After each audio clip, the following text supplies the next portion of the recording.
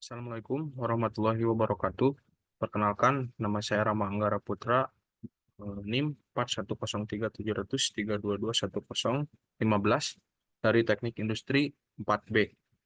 Di sini saya akan mempresentasikan salah satu materi dari pengantar ekonomi teknik, yaitu mekanisme pasar, di mana dosen pengampu dari pengantar ekonomika ini adalah Ibu Fadila Rahma, Goir, SPD, MPD.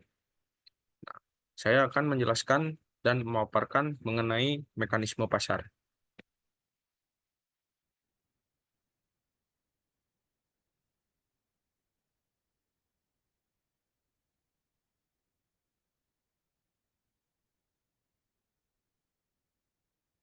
Mekanisme pasar. Mekanisme pasar adalah kecenderungan terjadinya perubahan harga hingga tercapainya keseimbangan pasar pada sebuah pasar bebas. Kemudian ada menurut para ahli, yaitu menurut Budiono. Nah, menurut Budiono, mekanisme pasar adalah proses yang berjalan atas dasar gaya atau kekuatan tarik-menarik antar konsumen dan produsen yang bertemu di pasar. Dari proses tersebutlah terbentuk suatu harga atas barang di pasar barang dan faktor produksi di faktor produksi. Kemudian ada kelebihan mekanisme pasar.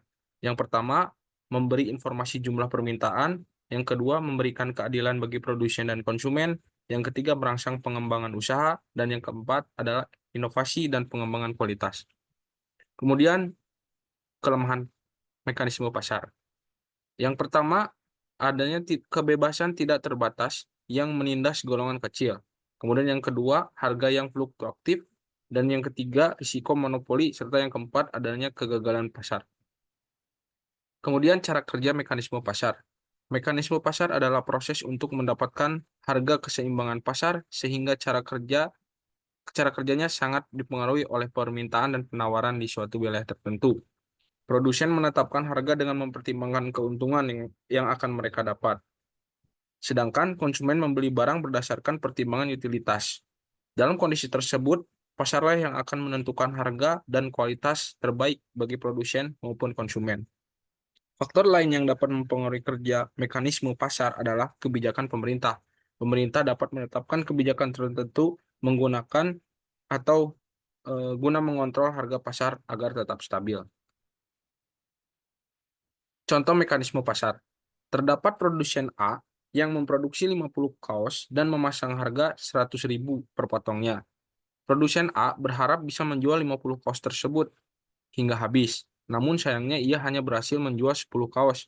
Karena hasil tidak sesuai dengan harapan, maka produsen A menurunkan harga jual kaos menjadi 80.000 dan kaos terjual adalah sebanyak 40 buah. Akhirnya produsen A menetapkan harga tersebut untuk kaos tersebut sebesar 80.000. Dari contoh mekanisme pasar di atas, maka bisa dilihat bahwa produsen merespon permintaan pasar dengan menurunkan harga yang terlalu tinggi. Harga 80.000 adalah harga terbaik yang akan dibeli konsumen, sambil tetap memenuhi jumlah keuntungan yang diinginkan oleh produsen. Kemudian juga mekanisme pasar adalah proses penentuan tingkat harga berdasarkan kekuatan permintaan dan penawaran. Nah, di sini ada permintaan dan penawaran. Permintaan adalah keinginan konsumen membeli suatu barang pada berbagai tingkat harga selama periode waktu tertentu.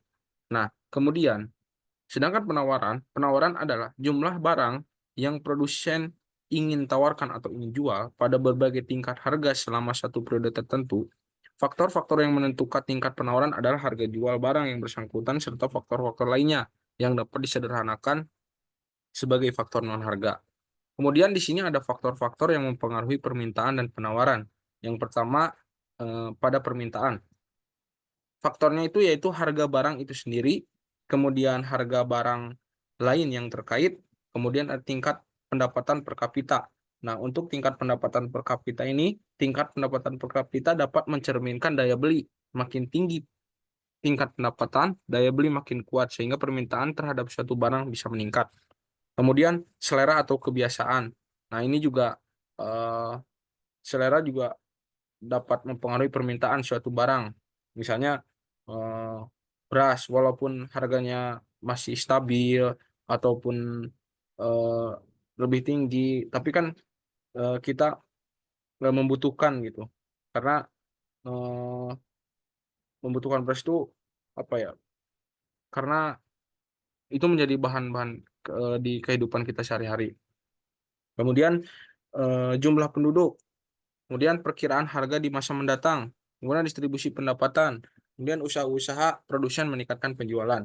Nah, kemudian ada faktor-faktor yang mempengaruhi permintaan, eh, faktor yang mempengaruhi di penawaran, yaitu harga barang lain yang terkait, harga faktor produksi, biaya produksi, teknologi produksi, jumlah pedagang atau penjual, tujuan perusahaan, hingga kebijakan pemerintah. Karena eh, ini sangat berpengaruh pada faktor penawaran. Kemudian ada fungsi permintaan dan penawaran. Fungsi permintaan adalah permintaan yang dinyatakan dalam bentuk persamaan matematis yang menjelaskan hubungan antara tingkat permintaan dengan faktor-faktor yang mempengaruhi permintaan. Kemudian pada fungsi penawaran adalah penawaran yang dinyatakan dalam hubungan matematis dengan faktor-faktor yang mempengaruhinya. Fungsi penawaran dapat ditulis dalam bentuk persamaan matematis yang menjelaskan hubungan antara tingkat penawaran dengan faktor-faktor yang mempengaruhi penawaran. Nah, kemudian yang terakhir di sini ada kegagalan pasar, yaitu yang pertama ada daya monopoli atau monopoly power, yang kedua ada eksternalitas atau externality, kemudian yang ketiga ada informasi yang tidak sempurna, yang keempat ada barang publik atau public goods, dan yang terakhir, yang kelima ada barang altruisme atau altruism good. Nah, mungkin ini yang dapat saya sampaikan. Eh, Semoga bermanfaat. Mohon maaf bila masih banyak kekurangan dalam penyampaian presentasi ini. Eh, Saya tutup. Terima kasih. Wassalamualaikum warahmatullahi wabarakatuh.